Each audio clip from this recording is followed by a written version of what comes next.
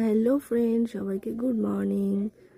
আজকে আমরা ছোট করে একটা ব্লগ করছি, কারণ একটা স্পেশাল জায়গায় ঘুরতে যাচ্ছিলাম, তাই ভাবলাম একটু ছোট করে একটু ভিডিও করেই নিই।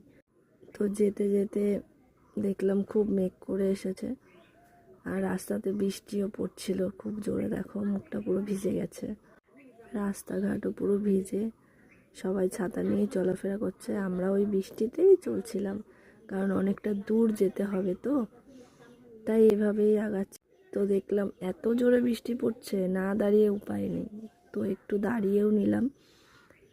দেখলাম দাঁড়িয়ে দাঁড়িয়ে যে ডিউটি করেই যাচ্ছে গার্ডগুলো, ছাতা নিয়েই ডিউটি করছে, ডিউটি থেকে সরবে না। তো তারপরে এখানে কিছুক্ষণ দেখলাম দৃশ্যগুলো, তারপরে আস্তে আস্তে এখান থেকে বেরিয়ে পড়লাম। তো আমরা যেখানে যাচ্ছি আজকে, সেখানে ভাইরাল সেই জায়গাটা এখন নেট দুনিয়ায়।